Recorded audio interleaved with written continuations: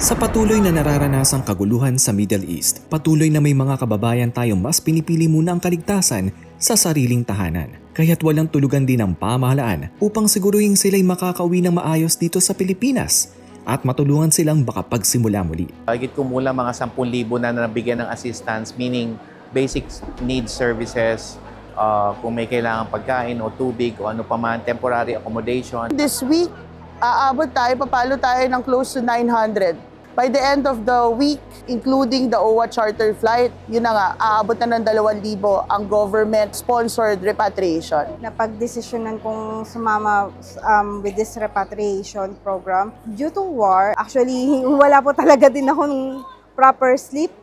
So, sobrang stress din po na every time magpapahinga ka, then maririnig mo talaga kasi maliit lang po ang Bahrain. So, maririnig mo po talaga yung bomb. Thankful ako kasi may, yung programa ng OWA and MW, marami silang kumbaga benefits din na maitutulong sa amin. Napakahirap po kasi hindi namin alam kung kailan sasabog yung bomba.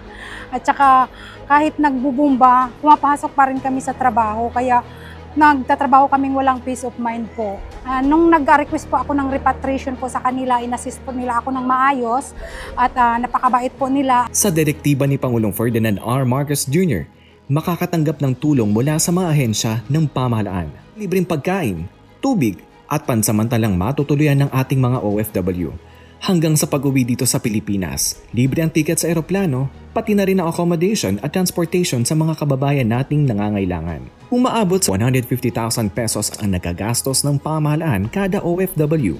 Sa kabuuan, umabot na sa 3.5 bilyong piso ang nakalaang pondo upang maasikaso ang pag-uwi ng mga apektadong OFWs. Kaya po lumapit po ako sa ating embassy. Nag-stay po ako doon at winelcome po nila ako doon at prinasis po nila yung papers ko para po makauwi dito sa ating bansa. Sa pag-stay ko sa Bahrain, grabe yung kaba kasi nga yung may mga bomba, maririnig mo na lang kasi napakaliit ng Bahrain. PBBM, salamat po sa inyong tulong at dalangin po namin na magpatuloy po ang inyong taus-pusong paggabay or pamumuno sa ating pamahalaan at dinadalangin po namin na bigyan pa po kayo ng wisdom and knowledge kung paano po pamunuan ang ating bansang Pilipinas. Nice po magpasalamat sa government natin, sa ating Pangulo also. Sobrang thankful po kami kung paano po kami in-assist. Mabilis po yung action nila. Didn't expect na that fast they will take action. Po, nagpapasalamat po ako sa ating mahal na Pangulong Ferdinand Marcos po dahil hindi po niya pinapabayaan ang ating mga OFW na isang katulad ko po at nagbibigay po sila ng assistant po.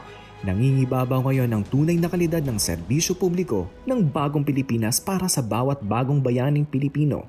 Hindi lang salita, bagkus mabilis na aksyon at maayos na pag-alalay ang hatid ng Pangulo at ng ating pamahalaan para masigurong ligtas na makakauwi ang ating mga kababayang OFW.